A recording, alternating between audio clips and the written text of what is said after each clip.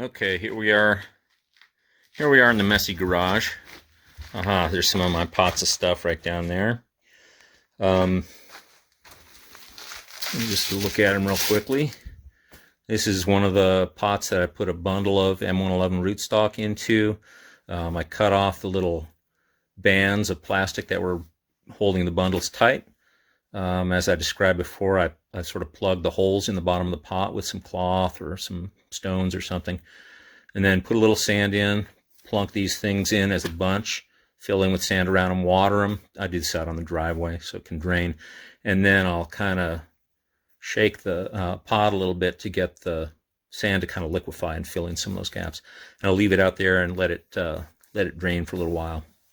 So that's how I store the rootstocks. You can see that these rootstocks are starting to pop. So it's time to finish the grafting. It's about April 9th now, so it's pretty late. I've had these rootstocks for a month. Here's the unheated garage. I'm going to show you this right over there. There's the garage door, and it's open about 2 inches. It's nighttime. We have a vent in the top of the garage, so this is allowing warm air to go up out of the vent, cold air to come in through the gap there, and keep the garage a lot cooler than it would stay otherwise. So if it's not going to be, like 15 degrees or something, I'll crack it open a little bit every night so that it can get nice and cold in here, and that'll keep things dormant longer.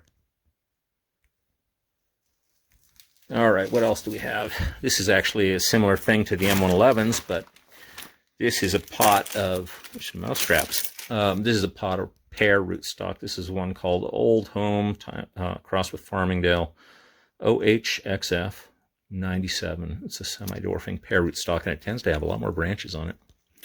But I'll do the same thing if I'm doing cleft-graft. I'll cut it way down here, make the cleft, put in a sign. Here are some finished grafts. These are all apples, and if you look close, you can pretty much see I did them all where I covered the scions. And let's look at this one close up right here. That one. You can see it's a cleft-graft. The sign is much thinner. It's going right in the top. But it's sealed from underneath the cleft cut all the way to the top. And this one I happen to have used a mix of soil and perlite because I was out of sand. You can see I've got labels on all of them. I've got a few other pots too. We'll just have a quick look at them. Like I said, I can store about 20 or so in a bucket. Here's a whole bunch of pears and other apples right there. I don't know, I've got 50 done, maybe something like that. Anyway, that's how I store them, and the garage stays pretty nice and cold. I talked about the gap in the garage door, but I actually have a window way over there too. You can actually even see that window is open just a little bit on the right, so plenty of cold air going through. It's only going to get down into the upper 30s tonight. It's not going to freeze at all, so I could have things wide open and it would get nice and cold, but I've at least got a little bit open. And then I mentioned we've got a vent up in the top. It's going to vent passively. Let's see.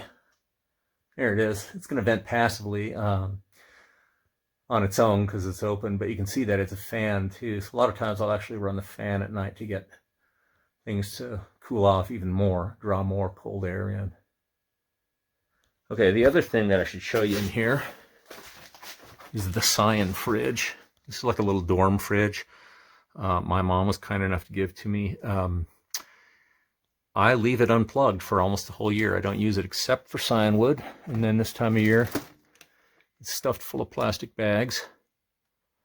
And it stays nice and cold, down like 35 degrees. It keeps things dormant really well. Some of the stuff up on the top there, if it's close to a little freezer compartment, sometimes I get ice crystals inside those bags. And I don't want stuff to really freeze, although just a few degrees of freezing is probably going to be all right with your scion wood, but you don't want to really get it really cold and frozen. Anyway, so I'll use it like this for a couple months, and then I'll unplug it for the next 10 months till it's time to do this again. If you don't have an extra place like this to store scion wood, you can store scion wood in your refrigerator, regular in your kitchen, if you're only going to have it there for a day or two. But produce in your refrigerator is going to be giving off ethylene gas, which is a signal to the buds on your cyanwood that they should start to grow. And so they won't stay dormant in there, so not recommended. If you need to store it more than a day or something, then I would stick, and you don't have a fridge like this, then I would stick your cyanwood in bags like I described earlier and go bury them somewhere outside where they will be below the frost line, but they're going to stay nice and cold. And then they'll last for a little while that way too. So, cyanwood, that's all. Yeah, I forgot to mention this, but so here's another cleft graft I did, but you can see that I stuck in a scion on each side. You could do that if you had kind of crappy cyanwood, you weren't sure it would survive. You can kind of have better chances that way. The other reason you might do it is that this will heal both sides of that cleft cut, even though you probably only take one of the growing buds as your new trunk. The whole cleft cut will heal up sooner. And let's say I chose a shoot coming off of this piece of scion.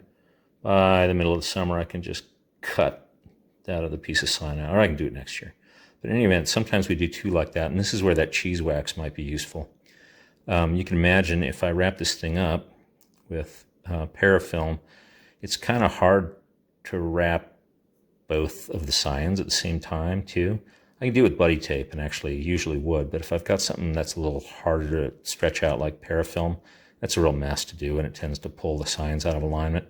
So in a case like that, I will usually wrap with parafilm up to the top of the rootstock, and then I'll use some of that cheese wax to fill in the seal. So I'm going to turn this off, I'll fix that up, put some cheese wax in there and show you how it looks. Okay, here's the 2 scion cleft graft that I did. You can see I've wrapped up the cleft cut right up to where the scions are sticking out the top of that cleft. If you look real carefully, you can see that the parafilm is on either side of those 2 bits of cyanwood, but not in the middle. So right now, this is not finished because it's got exposed stuff that's going to dry out there. Instead of knitting together nicely, it might not knit together at all if it dries out too much. So that's where I use the cheese wax. It's real inconvenient with stuff that's a little stiffer like the parafilm to try and seal it, the whole thing up to the top of the scions with parafilm. Well, you can do it.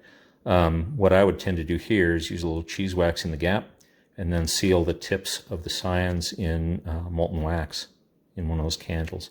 So I will, now that I've got this wrapped up with parafilm, I'm going to stick the cheese wax in there and show you how that looks after I'm done. All right, so here's a little piece of cheese wax that I've rolled up into a little cylinder. Here is our gap that we need to fill. That piece of cheese wax is a little bit too thick to go through that gap. But what I usually do is roll it into a piece like that, slip it through, and then kind of bend it over and press it down in so it fills all the gaps. Let me do that real quick. Roll that a little bit thinner so it'll go through that gap. Pushing it through that gap. A little bit of a challenge here. Yeah, actually this gap is so narrow I can't push it through, so I'll just push a piece of that cylinder on from each side. Press it down in and it looks like this. So that's now sealing across the middle between those 2 pieces of cyanwood from both sides. And it's hard to see because I can't tilt it the way the camera's held right now. But I've pushed the wax in from each side so that the gap is totally sealed. And then for the tips, I either dip it in candle wax or you can use the cheese wax for that too. Let me do that real quick. Make a little flat piece of that and just jam that cheese wax on there like this.